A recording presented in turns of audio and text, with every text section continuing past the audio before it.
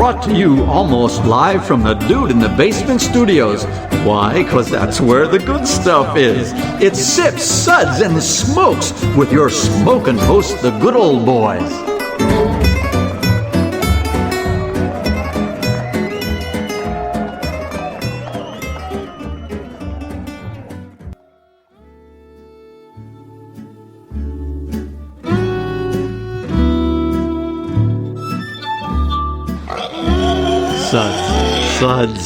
Suds. It's time for more Suds.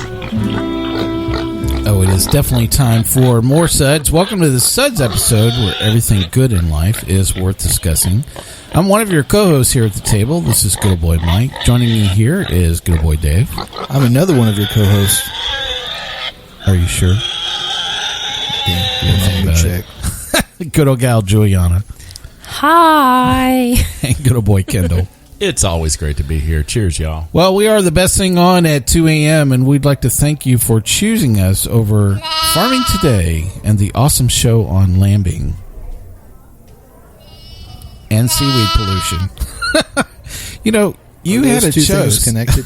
And, well, all I have to say is you chose us. So our side segments are all about beer, and more beer. This 1 hour episode should be entertaining for almost 13 minutes today. Wait a second. When's that 13 going to start? How does lambing and seaweed production... I don't know. All I have to say, it's another high-quality piece of entertainment from the BBC radio. So does the lambing fur... They're on at the same time as we are at 2 a.m. So lambs pollute seaweed. I don't know. I wasn't at the production meeting. Pooping? That's all I got to say. That's all they really do is poop and run around. How do they get near the seaweed, though? That's like oceany stuff. It's carried through the groundwater. Well, we are headed back to Denver for the GABF, the Great American Beer Festival. Woo! For our fourth year of coverage. We are a group of GABF veterans attending, plus we have one rookie. Oh, I'm so excited. Kendall's breaking his GABF cherry. I know. Well, today's show is pretty much all about just kind of figuring out, you know, how can you prepare for the onslaught of events for the week. We did another one of these at some of the other years that we've been, and I've gotten some good feedback, mostly. From me? No. About me? It was about you, Dave. That's for sure the feedback was. Is that guy really coming to Denver? Do you have to bring it back? So I have to drive in. They've got my picture up at the airport. They have a test this year to make sure that you're worthy. It's very close to some of the immigration tests. Wow. So, anyway, that's right. I hope it's not spelling. I'm not can you say the governor's name of Colorado or the former governor's name of Colorado correctly? Like Huckleberry or Hickenbacken booty? Yeah, we'll talk about him later. Frankincense. Well, I thought I'd start off with a little bit of roundtable discussions on kind of what our expectations, are for this year. Julieanna, why don't you kick us off? What are you thinking about this year for Denver? Okay. For GABF. The first thing, whatever you do not drop that cup. Oh, absolutely not. Bom, bom, bom. You just love it, don't you? How many beer festivals we go to where it's not on a concrete floor and they don't hand out, the cups like that? That is just something very unique to GABF for sure. It is. You're not looking forward to the costumes or, spending high quality time with the three of us. I think that's the test to tell if you're worthy or not. Can you keep your cup intact? For sure. Dave, what are you thinking about this year? What are some of your expectations about GABF for 2016? My expectations are for people to get your pour and move along. I like that. We'll talk about that a little bit later. People working there are volunteers. So step aside. Well, I love my own expectation. I'm really looking forward to taking Kendall as our rookie with us this year. And it's kind of, I get to live vicariously and kind of enjoying this experience. And, we get to step around a few landmines of some things that we're not going to do that we've done in the past. But I like seeing, this festival through a newbie's eyes, and maybe seeing the event for what it is, like not a child what it's seeing been. the world for the first time. So I like the fact, just the entourage, the mix of that, the four of us are going. I'm looking forward to a few breweries that are going to be there this year that have not traditionally, served on the GABF floor. So I always like the variety of changing things up a bit, of the beers that we get to enjoy at the convention itself.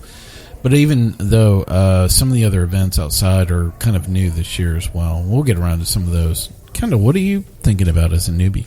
Oh, wow. There's just so much. I mean, this festival's legendary. There's beer, at the airport when, you get off the airplane. Oh, I'm very familiar with the Denver airport, but I've never been to GABF. But you've never seen, a beer garden. as soon as you walk off the plane. Just the experience is going to be... It's just going to be great. I mean, it's to me, it's once in a lifetime. I hope I get to go back again, but I can finally say I've been to GABF, and I hear it's just beer, beer, beer. I feel like going to the Beer Bloggers Conference for the past 5 years has been kind of like minor leagues, getting me ready to go to the show. Yeah. And now we'll all say yes to that. I've been called up to the majors, and it's time to go. So we've all been to Beer Bloggers. I mean, we probably taste, I would say, maybe between 200 and 300 beers over the 3 days. Right. Yeah, is that right? How many beers do you think we'll taste over the 4-day GABF event? Dude, it's 200 to 300 per day. Easy. Yeah, that's a challenge I'm willing to I'm going to drink 7,000 beers. I don't think you're going to hit that, but thanks for being aspirational, Dave. I appreciate it. I'm going big. I probably have taken a good swing, and I'm probably guessing somewhere around 1,500 beers in the 4 days. That sounds about right, doesn't it? Yeah. If you do the math, and if you're hustling through it all. It's tremendous. Yeah. So, and then plus, just Denver's just a great town, great food. It's a good place to hang out, and it's still not everything. Even you're not even really making a dent. You think that's you're still hitting a lot of 50% of everything that you're probably going to get exposed to over that course of. They have pretty good food selections there too. The cheese deal, that's pretty cool. It is. Yeah. So maybe you're lucky enough to actually be attending GABF this year, or you're just in Denver for the other events for that week. I found myself actually providing some timeless tips to some listeners this week. So I thought that I would pass a few of these along. So up first is Julieanna. She says... Oh, which I said before. Just don't drop the cup. Stay with the cup. Keep the cup. Protect the cup. Yes, protect the cup. Love the cup. Like it's your firstborn. Like it's your actual cup. So they have changed they've changed the glassware out now, so it is plastic, and it kind of dingles along, the plastic. Yeah, I know it's a technical term. So anyway, it bounces along, yes, on the floor, and it's no different. You still hear. You still sound like a jackass when you drop it. Pretty much, yeah. So Kendall, you're up next. I've had a lot of people already tell me the line is huge when you get there, but don't worry about it. It moves fast, and you can get in. And while you wait, listen to us. Plus, they lead you in with bagpipers. Very cool. So we actually get into the show a little bit earlier, and it's kind of interesting. Actually, you walk to the back of the hall where the entrance is of the line, and you actually are seeing them back there in the hall, and they're practicing. I never knew, and I think probably the most interesting group that practices are the people that twirl the stuff. I don't know what you call those things. Twirlies. Yes. Yes. Baton twirlers. Baton twirlers. I don't know. The things that have the balls at the end of the, the sticks. Anyway. Whoa. Anyway, you went there, Dave. I didn't, but it's a Scottish thing. So, anyway, they're back there actually practicing and stuff, and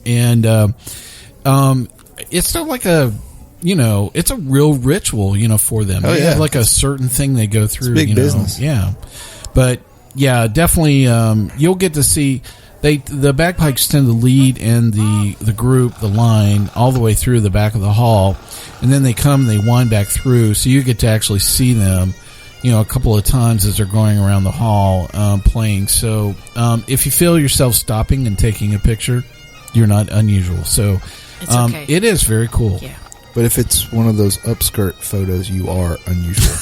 For sure. You'd probably get banned if you do that. Right. Banned once Definitely, again. Dave. I'm sure that would happen. Let's see. Dave, you're up next here.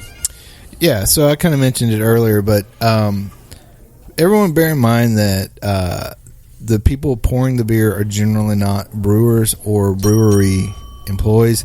They're just volunteers, so they love beer and they're ready to do it, but they probably don't know what hop varietals or what the alpha acid content was.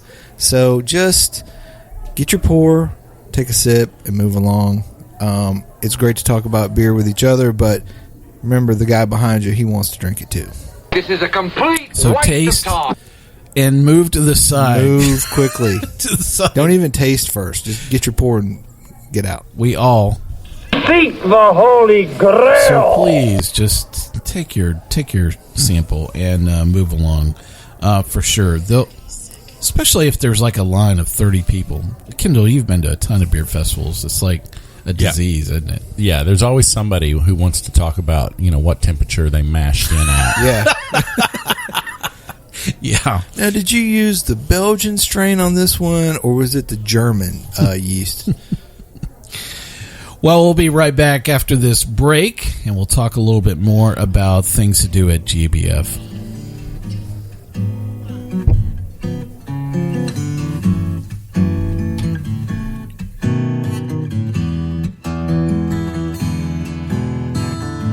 Rolling clouds and crashing surf, iridescent dunes reflecting by the light of a rising, glowing moon.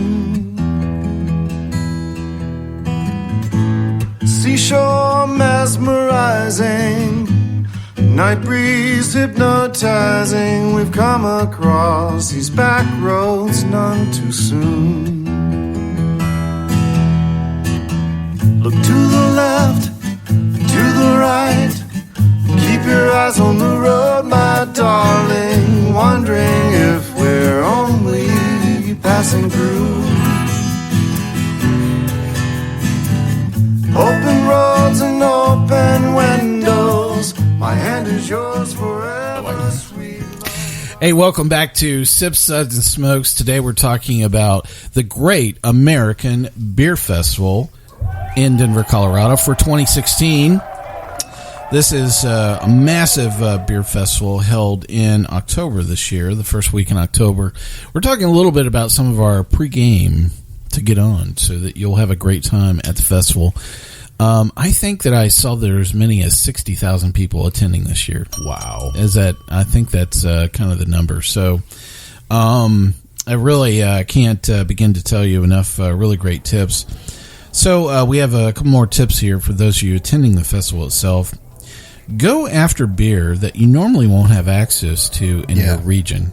Yeah. So listen, the convention hall is arranged geographically. So you'll have like a northeast region, there's like a midwest region, a southeast region, or south, and then there's California. So everything is kind of arranged in these regions. Don't make the mistake and go to beer that you can find in a really your hometown, wonderful, regional beer festival in your backyard. Probably go for something that geographically is probably the furthest distance away from you. Beer tends to travel, based on what I would call the one-day driving rule. So it tends to move somewhere that you can drive, usually within 14 hours from wherever that brewery is. Mm-hmm. So that's usually kind of the average, brewery, distribution radius. So definitely take advantage of the fact that you have access to a lot of things that you would not normally have access to, for sure. Look at the map, that they give you or that's available as you're waiting in the line, and think about geographically what door you're walking into. whether you're going to the left or the right. If you start looking up at the banner signs and thinking you're going to be able to figure your way around the hall after about your 20th sample, No. it's not going to work very well for you. So, kind of map out saying, I'm walking in, I'm going 3 aisles, I'm turning to the left, I'm going all the way to the back of the aisle, and I'm working down this way. You need to think about a game plan, geographically when you're walking in. I think that the size of the beer hall itself now is as much as 4 football fields. I think that's right. Something like that. Something crazy. No, it's huge since they opened up that other section last year. It really is just enormous. So I can't begin to tell you. You need to think about space and how to get from point A to point B. So definitely, Kendall, you're up next with the next one. I've never been to GABF, but I've been to a lot of beer festivals, and the golden rule is hydrate. I'm sure that's just as important at GFBF, if not more so. Yeah. So drink water. My advice is to have a glass of beer, then have a glass of water. Switch them out and stay hydrated. Absolutely. So I know that some of you love to attend, beer festivals, frankly, just to get wasted. What do you think, Dave? Is there another reason? Let's see. I go for Dave's goal is to. I go for the camaraderie and the fellowship. I don't know about the rest of you. Just get deep in here rather quickly. But, I'll have to say is I think you're missing a golden opportunity, to enjoy the entire 4 hours and really enjoy some really great beer. Pace yourself. Look, you can go and get wasted like next week or the week after, if that is really your primary goal. Or after the session. Please, that would be great. For the rest of us that would actually like to taste beer while we're there, I think you'll find that it'll be a more enjoyable experience for you and your group if you are fairly sober, through the experience. So, Hydrate will really help you with that a lot. Which leads us to our last tip, which is from Julieanna. Plan for a line once you get to the bathroom, boys. Okay? But if you're lucky enough to be like me, the fairer sex, no worries. No worries at all. We got plenty of bathrooms and no line whatsoever. I would say, as a guy, when you first feel the urge, go ahead and get in line then, because it ain't going to get any better. So you don't want to be doing the little pee-pee dance trying to get into the bathroom. So we've seen it too. It's almost like a video that should be on YouTube that's not on there. People, they have to use the restroom at GABF and they have to wait in line. You can tell the guys who didn't plan well. They're staring at that sample cup going, I think I could go in there. Yeah. It's starting to sweat a little bit. So, it is quite a walk, and you have to walk. It's actually outside in the loading dock is where the main restrooms are. And there are actually some on the other side of the hall now as well. I think they have some porta-johns, too. Yeah. Out there where all the people are smoking those funny cigarettes. Mm-hmm. Yeah, that happens out there in Denver. I've heard about that. So, really, some very solid advice. Those key tips, once again, in quick summary. I have one more. Oh, okay. So, and this happened to me last year. My phone died about halfway through the dang thing. So, if you can get one of those portable chargers or something, charge up before you go, but bring an extra charger just to give yourself some juice. Yeah. Because you'll want to take pictures and untap and do all that stuff, and it'll just drain you now. The cellular network is just beat to death, in that hall. So, take pictures so you can untap later. Yeah. I would say that if you have a way of just putting your phone in airplane mode, do it, because you're not going to get anything out in real time out of that hall. That's for sure. Yeah, that's a good idea. So you're going to be standing up for 4 hours. By the way, there's no place to sit down, chill out in the hall. So, throw a battery pack in your back pocket. There's a bunch of those. So that's a good tip, Dave. Thanks, man. All right. Look at me. So, quick summary of all those tips. Don't drop that cup. It's a long line to get in, but it does move fast. Just enjoy our show, while you're listening to get in, and definitely check out the Bagpipers as you're getting to walk in. They always are a great show. Taste and move on. So please just grab your sample cup and get it filled and step to the right quickly and often would be really great. Go after beer that you normally don't have access to in your region. Hydrate. Drink as much water as you do beer. And plan for the line once you get to the bathrooms. Plan ahead.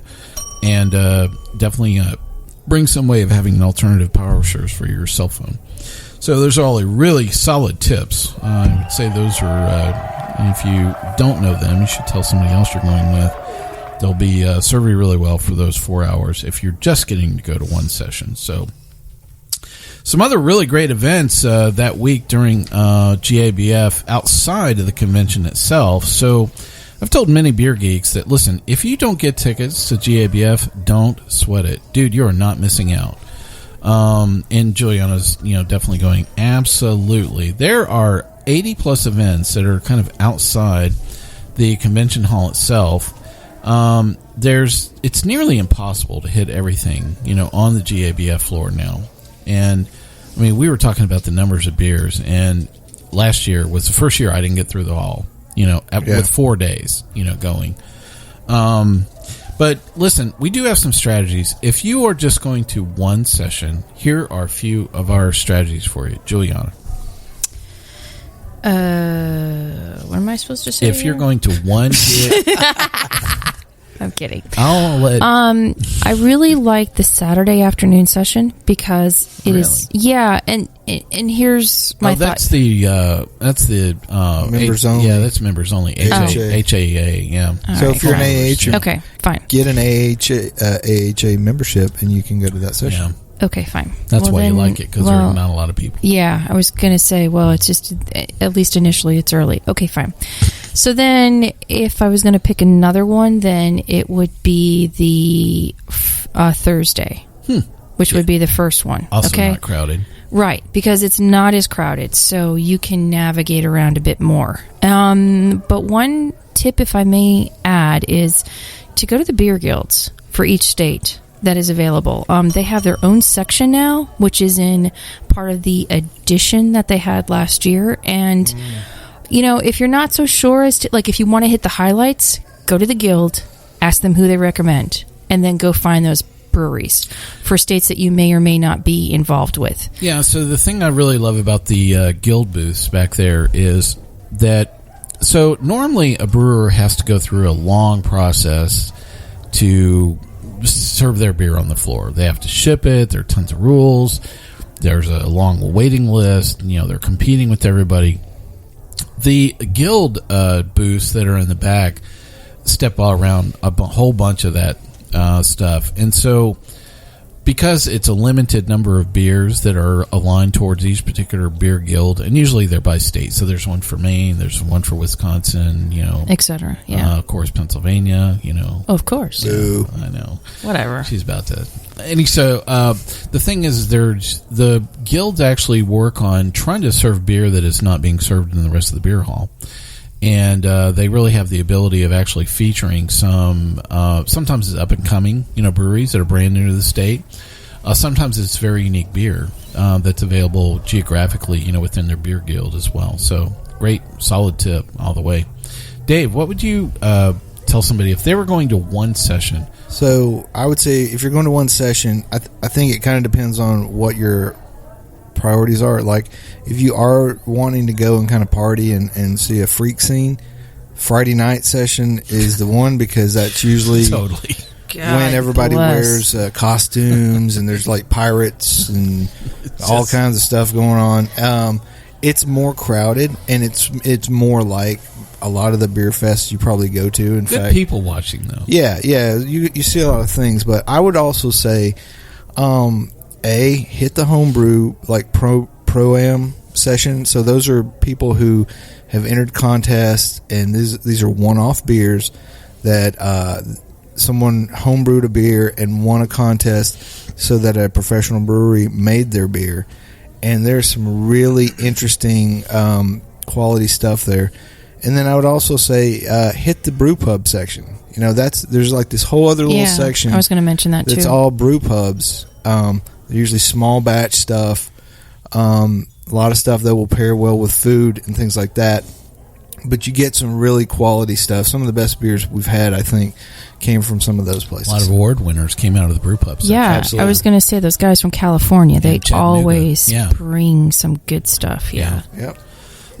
Those are all really solid. A couple of tips I've thought about. I'm going to tell you one thing you should do and one thing you should not do. So I think one of the things that you should do is you're going to have a short list of probably 3 or 4 beers that you want to taste. Yeah. And so they actually publish the breweries, and many of them actually publish a lot of the beers they're serving in advance. Mm-hmm. Do yourself a favor when you're sober, like 3 days beforehand, make a plan. Sit down and create a short list of the beers that you absolutely want to try, and then think about where those are geographically in the hall. Get the app. Yeah. The app is a really good download, you're right. And I really love using the app to keep a beer diary note. So for those of you that love Untapped, this is a really good time not to use this. Yeah. So, everybody's going, absolutely. Well, so connectivity is very difficult, inside the hall itself. And while we really love a lot of those beer diaries and things that allow you to capture kind of what you're doing, like Untapped, use the GABF app, mobile app itself. I love to bring it back home. You can download it in an Excel spreadsheet. Mm-hmm. And there was actually a guy last year, he would upload those all into your Untapped diary, after the fact as well. So wow. I don't know if somebody, some other geek is going to, figure that out and do it with the Untapped API. But so for those of you that are thinking it's about a conquest of beers, maybe this is not the best way to kind of go about it. So yeah, create a plan, have a plan, think about the geography, think about the beers that you're going after. That would be one of the tips I would tell you to do. I think one of the things I would tell you not to do is there are time releases of special release beers, that come out. There'll be a bunch, throughout the day, and you'll hear about them. Some of them will be published, some of them will not be published. Some of them you'll walk by the booth and they'll go, hey, we're going to tap this super special, double bourbon barrel aged, 24%, imperial stout, at 308 or something, crazy. So, there'll be a bunch of those, through the beer hall. I would tell you, don't go after any of those in the first 2 hours of the session you're in, because you're going to be standing in a line with a bunch of other people eating up your time that are absolutely consuming a bunch of your time. So if you want to go after any of the limited release specials, go after them in the back half of the session that you're going after, because there will be fewer people who want to stand in line, and there will actually be more beer available at the end of the session, because at the end of the night what they're doing is they're going through and taking inventory of how where they're at with kegs each evening.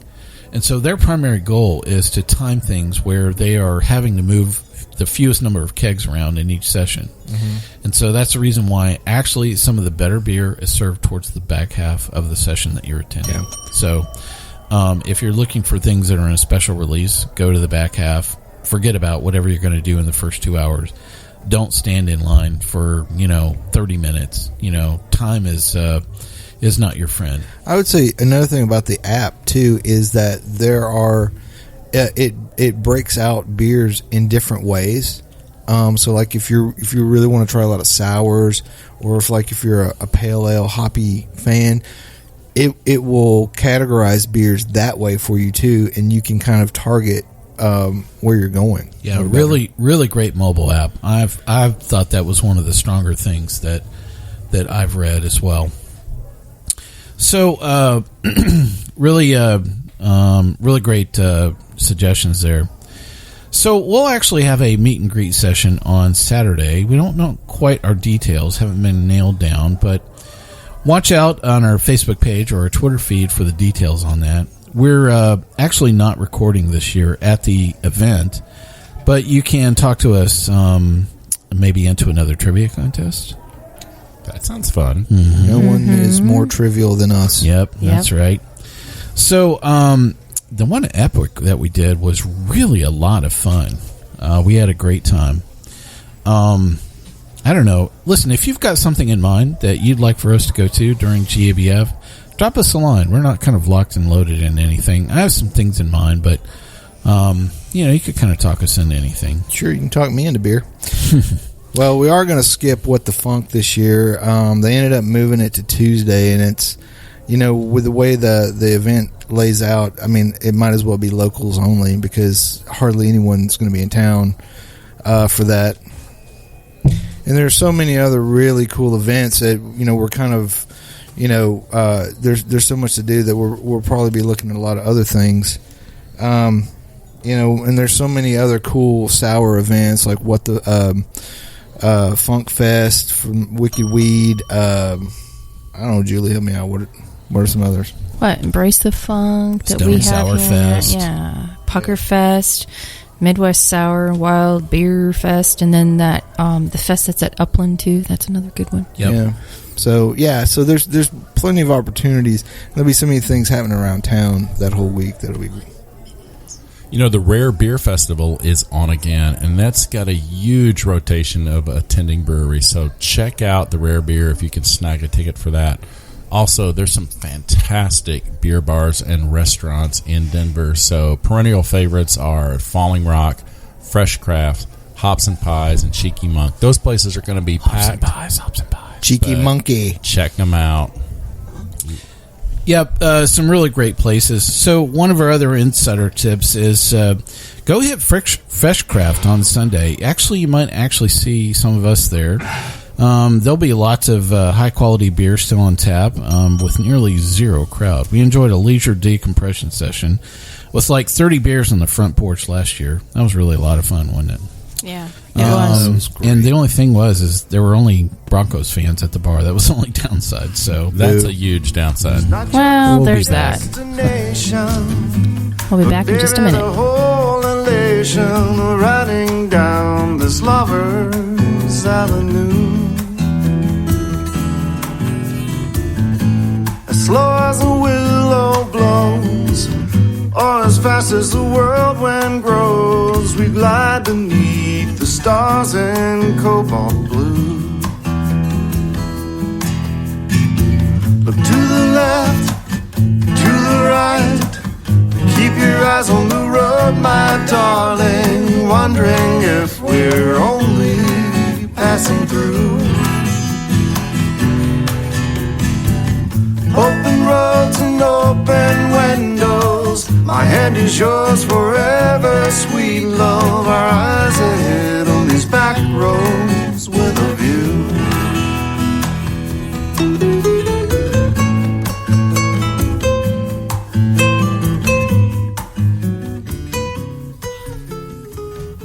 Hey, welcome back to Sips, Suds, and Smokes. On today's episode, we're talking about GABF for 2016, the Great American Beer Festival in Denver. Woohoo! And questionable decision-making skills by Dave. It's going to be a good time. I'm not going to respond to that. But, I'm the rookie here, so I know you all are going to want to make sure I have a great time. But what would you suggest for those who are rookies that don't have veteran wingmen to fly with them at GABF? All right, so I am the Pied Piper of this gang, and I'll admit that I might overplan. No. No, come on. What's 15 things to do per day plus drink beer? I mean, come on. I enjoy having my day scheduled to the moment. Per second, exactly. Yeah, it can happen. So I'm laughing at the lunacy of it all. So listen, there are actually lots of websites that actually track a lot of these events for GABF. I talked a little bit about, kind of several, a couple of my favorites to definitely check out where a lot of these are maintained are the Denver Post. They'll have like a GABF site, and they'll have like all the events on their calendar off there. Porchdrinking.com, another great site to be able to maintain kind of a good list of things going on at GABF.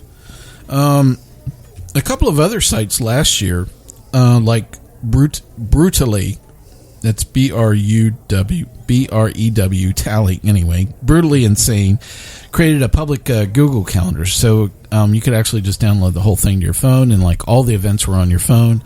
and then you could, remove the ones that you didn't want to go to, or, kind of think about your plan down to the minute. Just for you, Dave.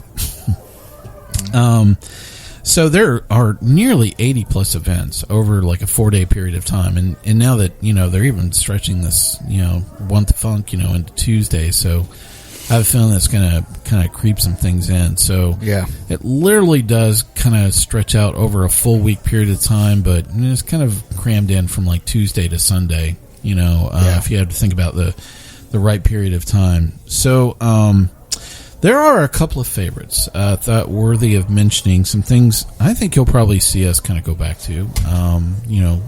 This year we'll see. We'll see if Kendall likes all these as well. I can do anything. Well, some really good tap takeovers at Starbar and Cheeky Monk, and so several of the area bars will have tap takeovers, and it'll be like 8 hours. Yeah. And they'll rotate 4 different breweries through, over that period of time. So they'll really be moving and humming on a lot of kegs over that period of time. So a couple of things I like about those particular choices. I like Starbar because I liked a lot of the breweries that were there. The crowd was manageable. Mm-hmm. Parking was obtainable around Starbar. It was. It was. That's a big deal. There was a really cool, parking garage. Right next to Starbar. So, and I like the food at Starbar. So there were a lot of reasons why I liked that particular venue. Kind of over the course of those 4 days, a lot of people that are local to the area, Starbar has been there, for quite a while, and I really love Biker Gems across the street, so, I can't say enough about that. We'll probably talk about food in a minute. So, Cheeky Monk, obviously, we can't say enough good things about Cheeky Monk, because... Watch your step. Yeah, that's near and dear to our heart. It is.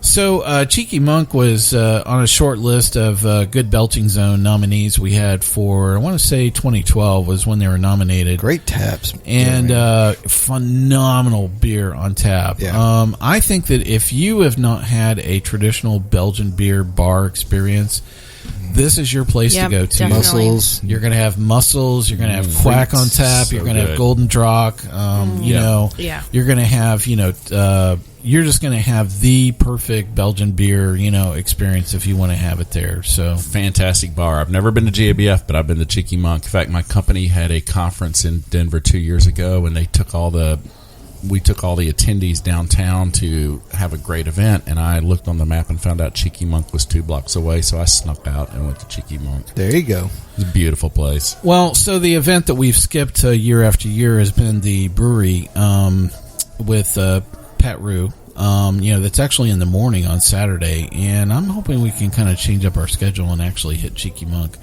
for that event along that's with cool. them. Yeah. Great idea. That'd be So that great. might be our meet and greet session. We'll see. But I really love the Beerson Brewery. I really love, Patrick and the rest of the crew, from the brewery. It was really great to kind of catch up with them at a place that we really love to hang out. So, I would say any excuse to go to the Crooked Stave at the Source.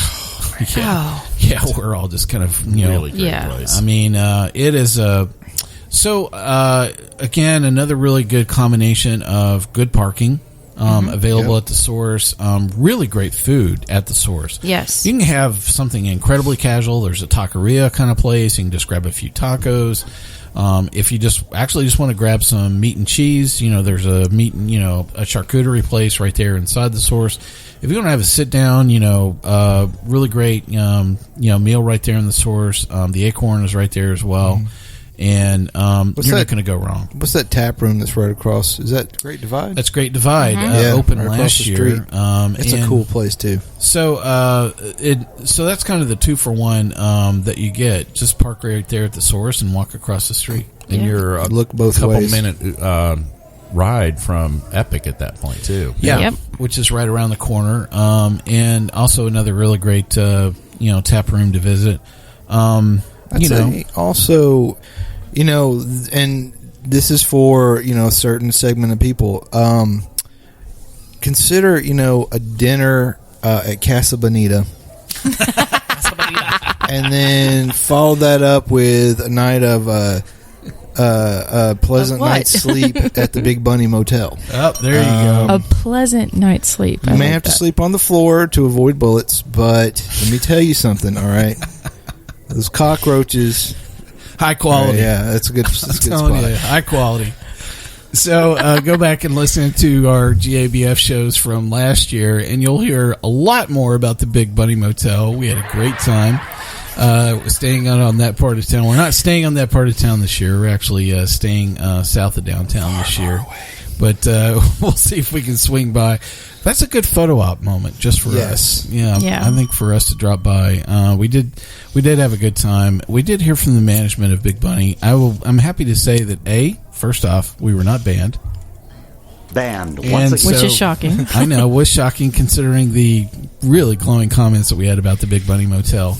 And we did have an invitation that if we would like to book, they would reserve us one of their very best suites. Oh, that's so nice. I thought that was a nice gesture, on management. So anyway, a couple of other choices. Go bottle shop hunting while you're there. I would say at the top of my list is go to the Colorado Liquor Mart. Yeah. It's a little out of the way. Okay. So look, everybody and their brother is going to go to Argonaut. Okay.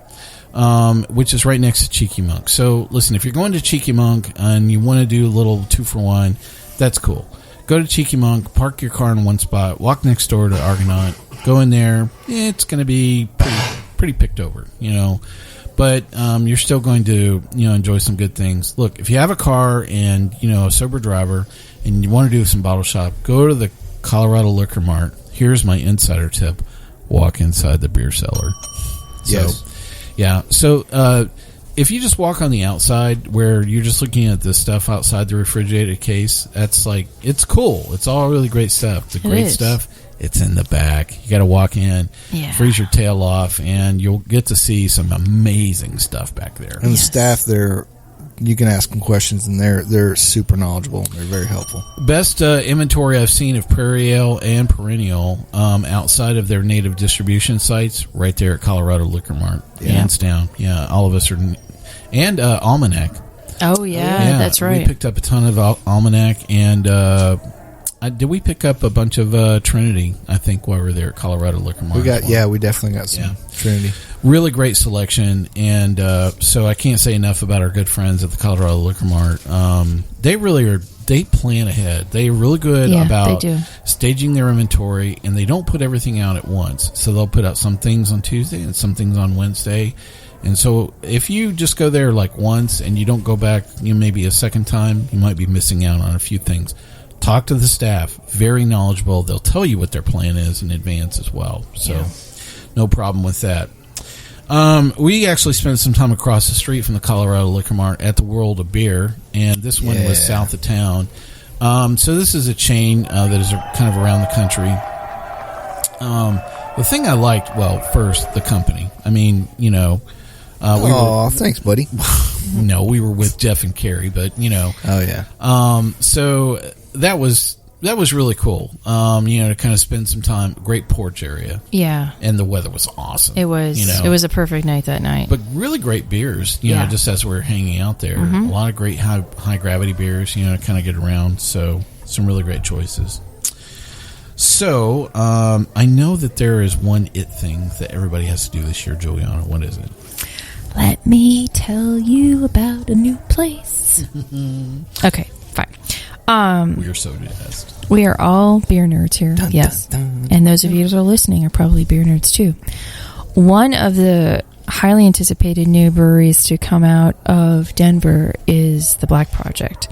And they, thank God, have finally opened a tap room. So it just opened in August, and this is the evolution of this brewery into something that is beyond friend of a friend of a friend distribution model, but you have to go there. It's going to be the place to be at. It's all like local, spontaneously fermented beer, cool ship stuff. Yeah. Yep. Hey, so when do we get to talk about the food? Is there food there? A little bit. Really? Wow. Okay. All right. Well, Kendall, they got food. Yep. There's lots of food. There you go. It's not Now back to the beer. Yeah, So it's not the beer and food festival. So There is lots of great food, though. Yeah. We already talked a little bit about the food at Cheeky Monk. Definitely order the mussels if you're there. And I mentioned Treats. Biker Gems, which is right across the street from Starbar. And the cool, too, so they do not have food at the Starbar. Go across the street. Enjoy yourself. One of the best, dogs I've ever had at Biker Gems. And you can bring the food back over to the Starbar. Go all the way in the back. There's plenty of room back there. And it's a separate tap area, by the way. So if you didn't know about that, which is very cool. Definitely a way to do it. Yeah. Anything else you enjoyed eating while you were there? I have to say I really loved Wine Coop. Granted, it's owned by one of the past governors there, Mr. Hickenlooper, but... Hickenlooper. Yes, say that 10 times Try fast. the Hickenlooper. That Make may sure be it's our well code done. word for this trip. Hickenlooper. But they have multiple levels to this place, which is a restored old building, and It's beautiful.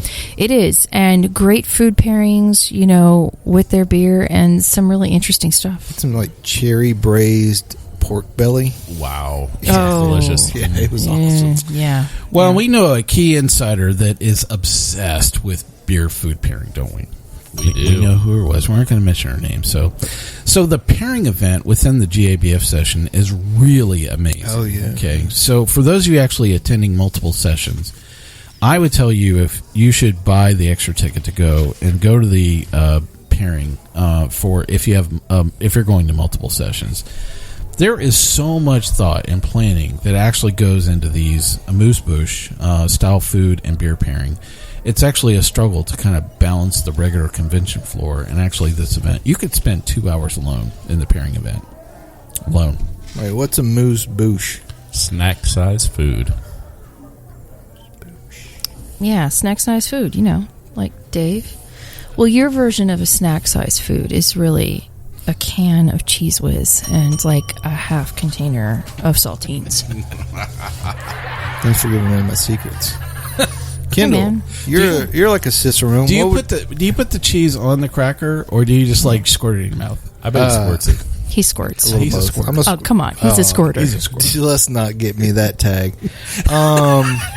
Sounds like a new t-shirt. Yeah, Kendall, from your cicerone experience, what would you pair with Cheese Whiz? What beer would you say pairs well with Cheese Whiz? I'd go with an American lager. Are you thinking something macro? Nice. Yeah, mostly. Why not? Sure. Yeah. Okay, one other thing that you say is just leave your car at home. With all this beer drinking, with all this beer tasting, with all of the beer that is going to be in Denver, just, you know what? Play it safe, guys. Great idea. Just get an Uber or a Lyft. There's plenty, a cab, anything. There's plenty of them out there, and, they're there to serve you. Mm-hmm. Yeah, definitely arrive safely and enjoy yourself. I think the added pressure of, just having to figure this out or some timing thinking, you know what, I'll just drink for the first 3 hours, but not for the fourth. Yeah, that's not going to work well for you. Yeah, we all know that's crazy. Yeah. So we have another event coming up we wanted to talk about really quick.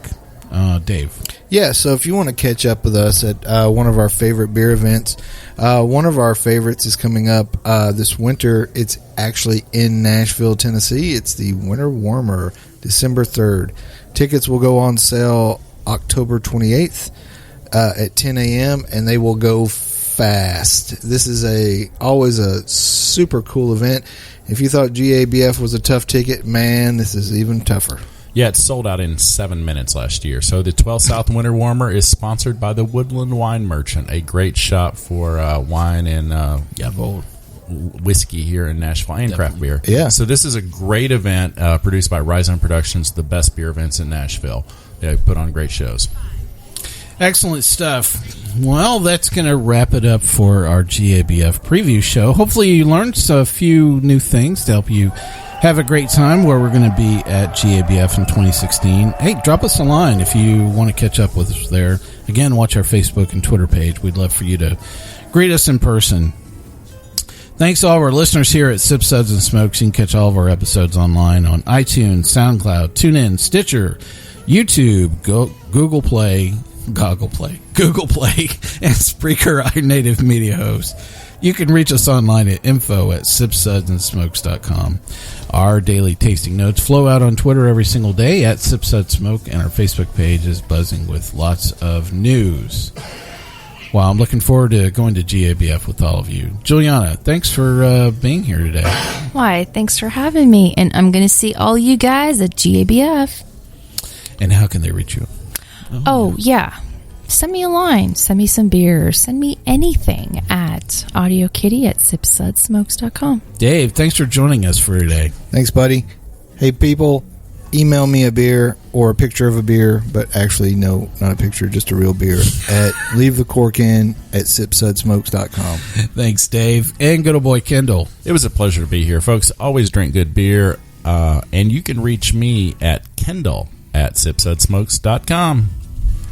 Well, I am so looking forward to our trip to Denver, and definitely I'm looking forward to just the time, we're going to have as well as the beer. Oh, yeah. This is good old boy Mike asking you to join us once again for another episode, and I'm going to ask you to keep on sipping.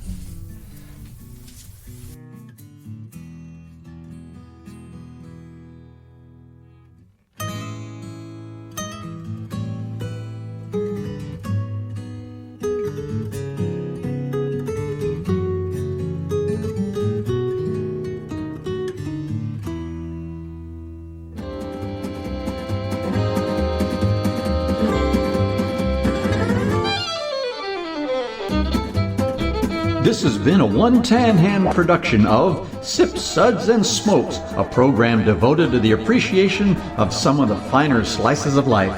From the Dude in the Basement Studios, your hosts, the Good Old Boys, will see y'all next time.